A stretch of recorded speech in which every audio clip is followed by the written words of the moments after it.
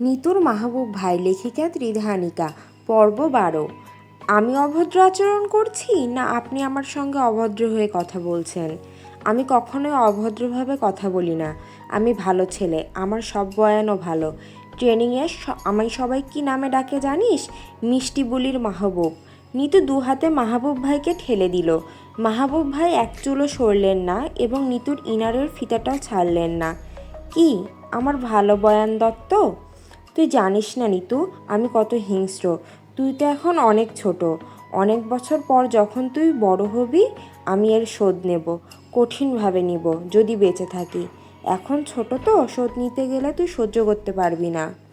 তারপর ফিতেটা এমনভাবে ছাড়লেন, নিতু আহ করে উঠল। আপনি কি মনে করেন আমি বড় হইনি? বড় তো অনেক দূর, তুই এখনও ঠিক করে একা একা দাঁড়াতে শিখিসনি। And the main thing is you can not find peace by disturbing my life. আমি আপনার লাইফে ডিস্টার্বেন্স? আমি? মাহবুব ভাই নিজের পরনের ভিজে পাঞ্জাবিটা খুলে সেটা নিতুকে ধস্তাধস্তি করে পরিয়ে দিলেন। আর কখনো এরকম করলে তোকে আমি ছাদ থেকে লাথি মেরে ফেলে দেব, যে মগজ ভর্তা করে ফেলবো। তুই ছোট বলে সবসময় পার পাবি ভাবিস না। তারপর নিতুকে সেখানে দাঁড় করিয়ে রেখে রাগে গজগজ করতে করতে চলে গেলেন। নিতু ফিসফিস করে বলল, আপনার জন্য হওয়া আমার এই খারাপ অসুখটা এবার আমি সরাবই মাহবুব ভাই। সেজন্য যদি আমার হৃদয় কেটে ফেলতে হয় ফেলবো, আই ডোন্ট কেয়ার।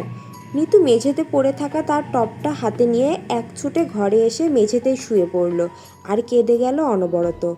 অনুষ্ঠানে ব্যস্ত সবাই জানলই না কি ভয়ঙ্কর অপমানে নিতুর দুনিয়া কেমন ভেঙে গুড়িয়ে যাচ্ছিল।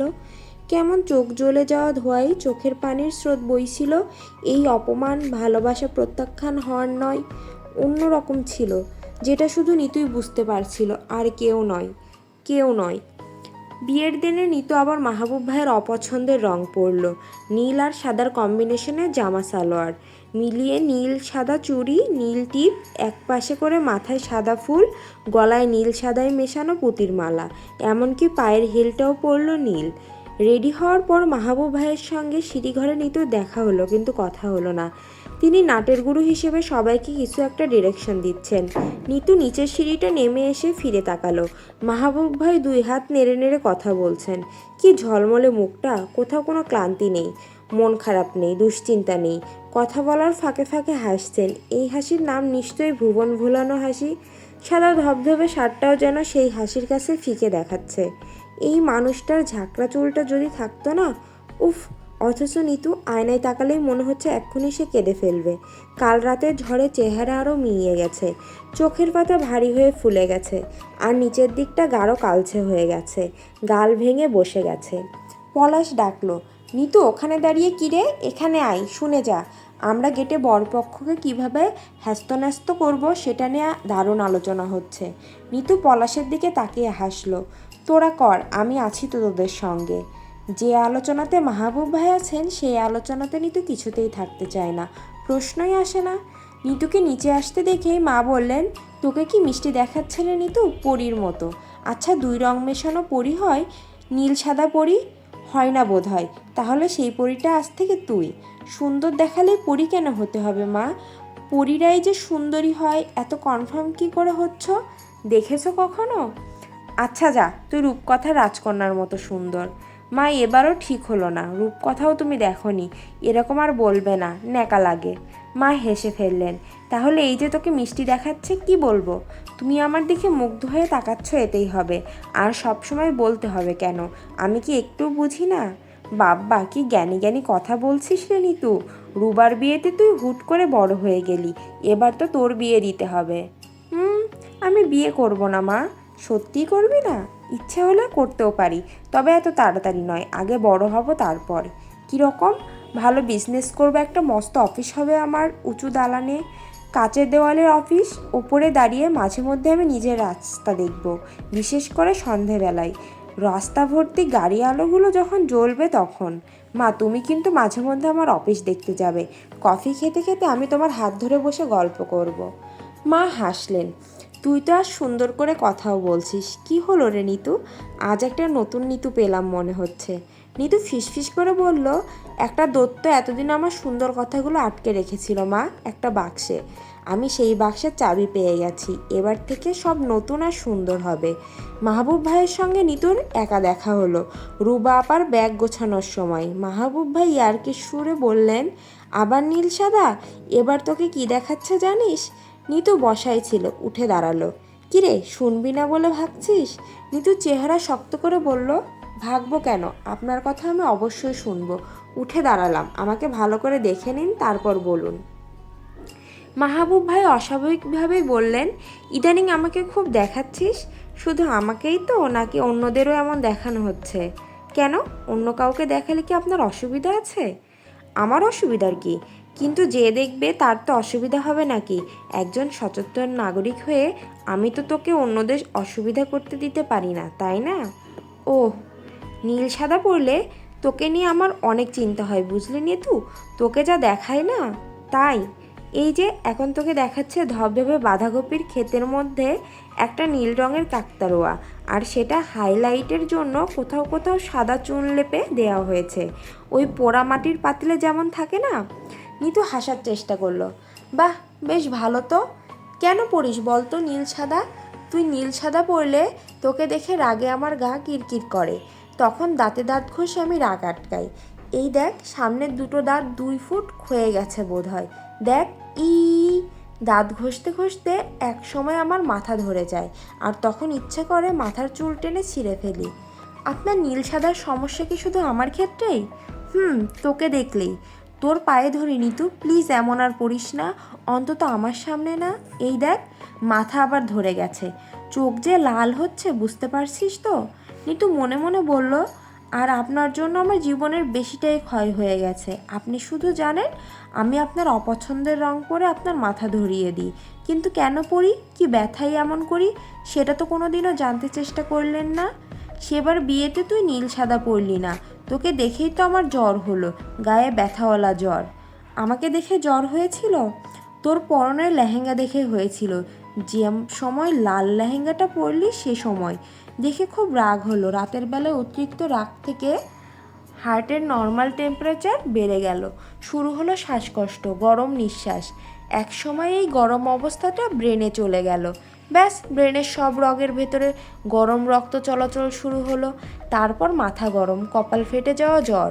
দুটো করে রিসেট খেয়ে কমালাম। কম ক্ষতি হলো জানিস আমার? জ্বরে হয়ে আমি বিমান চালানো অর্ধেক ভুলে গেলাম। এই যে আজ আবার পড়লি, এতে বুঝি আমি পুরোটা না ভুলে যাই? ইস, যা, সামনে থেকে যা, চোখ করকর করছে। নিতু ঠান্ডা স্বরে বলল, আমি কিন্তু আপনার ক্ষতি করবার জন্য পড়িনি। নীল আর সাদা আমার ভালো লাগে, স্নিগ্ধ মনে হয়, প্রশান্তি লাগে দেখতে, সেজন্য পড়েছি। যেমন তুই তেমন তোর পছন্দ। নীল সাইনবোর্ডে সাদা বক, বাতাস বইলেই কাশে খক খক। নিতু ধীরস্বরে বলল, আপনার স্পেসিফিক কোন রং পছন্দ মাহবুব ভাই? আমার কোনো রং চং পছন্দ হয় না, তবে মাঝে মধ্যে সোনালি রং পছন্দ।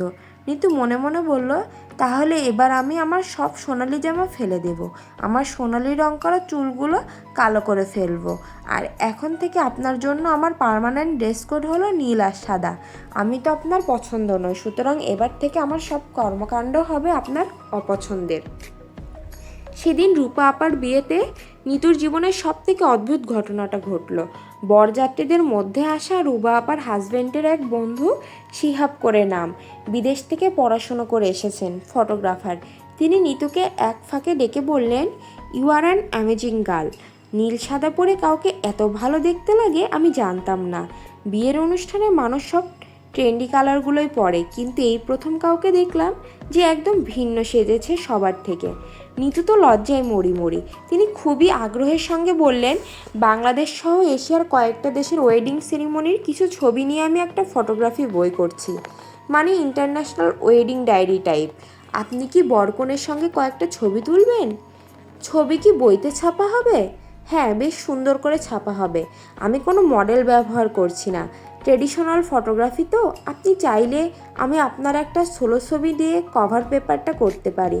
নিতু ভয়ে ভয়ে বলল, বড় চাচাকে জিজ্ঞেস করে আসি, দাঁড়ান। বড় চাচাকে জিজ্ঞেস করতে গিয়ে নিতু পড়ল মহাবিপদে। বড় চাচা মাহবুব ভাইয়ের সঙ্গে কথা বলছেন। নিতু এক ফাঁকে বলল, বড় চাচা, শিহাব ভাই আমার কিছু ছবি তার ওয়েডিং ফটোগ্রাফি বুকে ছাপতে চাইছেন, আমি কি ছবি তুলব চাচা? বড় চাচা ভ্রকুচকে বললেন, ওয়েডিং ফটোগ্রাফি বুক? জি চাচা। কোন ছেলেটা? ওই যে যার মা বিদেশি, কি যেন নাম, মিসেস ক্রিস্টিনা, তার ছেলে না? আমি জানি না চাচা। শিহাব নাম তো? তোর মাই তো পরিচয় করিয়ে দিল, ছেলে আর্কিটেক্ট। সে ফটোগ্রাফারও নাকি? এটা তার হবি। এই প্রথম কাজ করছেন। মাহবুব ভাই কথা বললেন মাঝখানে, ওয়েডিং বুকে তোর ছবি কেন রে? তোর ওয়েডিং? তিনি বললেন রুবা আপার অ্যাপিয়ারেন্স ফটোতে পাশে থাকতে। তিনি বলল বলেই তুই একা ছবি তুলতে রাজি হয়ে গেলি? রুবার অ্যাপিয়ারেন্স ফটোতে মামা থাকবে না, এটা কি করে হয়? মামা ছাড়া তুই নিজের কথা ভেবে ফেললি? আপনি বলুন মামা, আপনার মেয়ের বিয়ের ছবিতে আপনিই থাকবেন না? সেটা কি করে হয়? বড় চাচাও নিতুকে ধমকালেন, রুবাকে বিয়েতে বসানো হচ্ছে অথচ সেই সিনে আমি নেই? আমার মেয়ের বিয়ের ডায়েরিতে আমি নেই? দেখি এই শিহাবটাকে কে তুলে ছবি, কত বড় ফটোগ্রাফার সে, আমিও দেখে নেব। বড় চাচা ভীষণ রাগ করে গিয়ে শিহাব ভাইকে ধমকালেন। ওয়েডিং বুকের জন্য ছবি তোলা হলো, তবে রুবা আপার দুপাশে দুজনকে নিয়ে, বড় চাচা আর মাহবুব ভাইকে নিয়ে। নিতু মন খারাপ করে শুধু দেখে গেল। খাবার নেওয়ার সময় শিহাব সাহেব নিতুর পাশে এসে দাঁড়ালেন, নিতুর দিকে তাকিয়ে মিষ্টি করে হাসলেন। হাই। নিতু ভদ্রতার সূচক হাসলো। আপনার নাম কি? নিশান্তিকা চৌধুরী নিতু। নিশান্তিকা মানে কি? আমি জানি না, বাবা জানেন। আমার নাম শিহাবুর রহমান। আমি জানি। আমি কি আপনাকে তুমি করে বলবো? ছোট লাগছে। নিতু লজ্জিতভাবে হাসলো। অবশ্যই। আমি কি তোমার কিছু আলাদা ছবি তুলে দিব? নিতু মাথা নিচু করে বলল, আমার একার ছবি দিয়ে আমি কি করব? মাঝে মধ্যে নিজের সুন্দর ছবি দেখলে মন ভালো হয়ে যায়। কোথাও যাওয়ার সময় নিজের একটা ভালো মুহূর্তের ছবি সঙ্গে রাখলে নিজেকে একা একা লাগে না, মনে হয় এই তোকেও সঙ্গে আছে। অবশ্য কেউ কেউ নিজের ছবির বদলে তার প্রিয়জনের ছবি রাখে। তোমার কি কোনো প্রিয়জন আছে? নিতু লজ্জায় তখন মাটিতে মিশে যাওয়ার অবস্থা। কিন্তু আমি তোমার কিছু ছবি তুলেছি ফাঁকে ফাঁকে, সেগুলো আমি গিয়েই পাঠিয়ে দেব, ঘরে সাজাবে। আমার ছবি?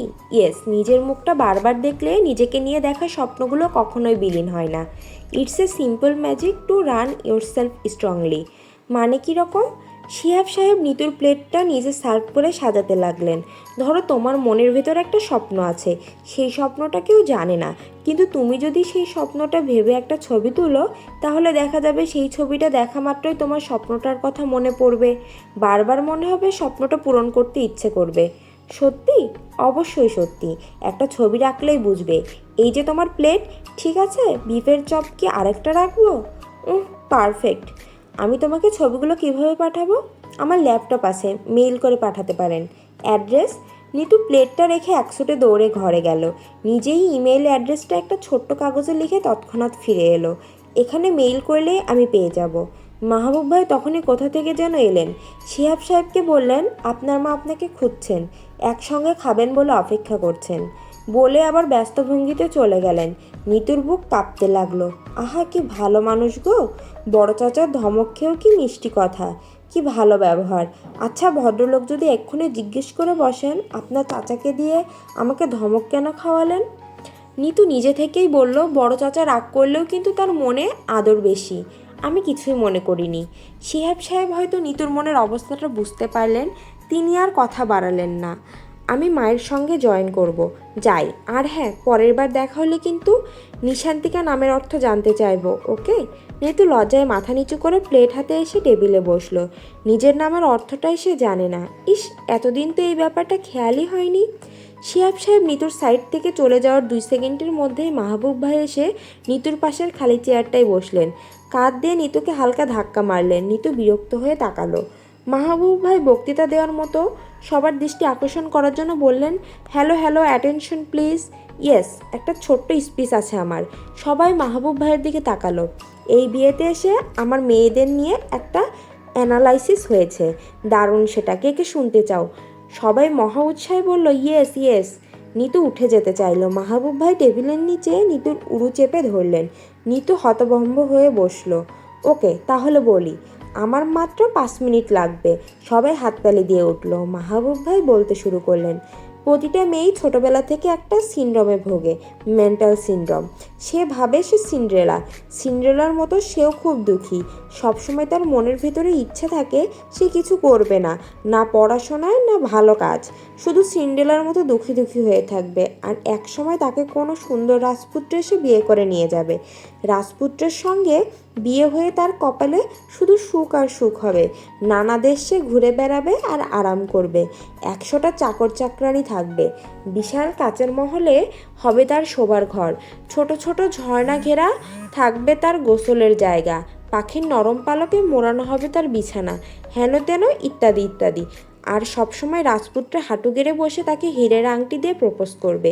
এসব ভাবা হচ্ছে সিন্ড্রেলার সিনড্রোমের প্রধান সিমটম। অথচ সে ভাবেই না সিন্ড্রেলা একটা গল্পের চরিত্র, বাস্তবতা নয়। আর সে নিজেও সিন্ড্রেলা নয়। And the most important thing is, Cinderella কিন্তু রাজার মেয়ে ছিল এবং সৎ মায়ের কাছে থাকা সত্ত্বেও সে তার নিজের কাজের প্রতি ছিল সৎ ও ন্যায়পরায়ণ। এখনকার মেয়েরা কি সেরকম? সবাই একযোগে বলল না, দে আর দ্য বিগেস্ট সেলফিশ প্রজাতি। মাহবুব ভাই আবার শুরু করলেন, সিন্ড্রেলা খুবই সুন্দরী ছিল, তা সত্ত্বেও সে অহংকারী ছিল না। অথচ যারা এই সিনড্রোমে ভোগে তারা অসুন্দর এবং একই সঙ্গে অহংকারী। কোনো গুণ তো নেই, পেশেন্স লেভেলও জিরো। একটু পরপর অদৃশ্য ইগো থেকে সে পাগলামি করে। সুতরাং তাকে বুঝতে হবে, তাকে বিয়ে করতে কোথাও কোনো রাজপুত্র বেকার বসে নেই। রাজপুত্রদের অপেক্ষা বসে না থেকে বরং নিজেকে চুলকে ছিঁড়ার ক্ষমতাও আছে, সেটা আগে ভাবা উচিত। পলু বলল, সিন্ড্রেলা সিনড্রোম, দারুণ নাম। সব মেয়ে ফাজিল। আরে গাধা মেয়েদের দল, তোদের তো বোঝা উচিত সিন্ড্রেলার অনেক গুণ ছিল। সে পাখিদের সঙ্গে কথা বলতো, ইঁদুরদের খাবার দিত, জাদুর বুড়ি তাকে বর দিয়েছিল। অথচ এখনকার মেয়েরা সবসময় তো রেডিমেড রাজপুত্র খুঁজে বেড়াচ্ছে।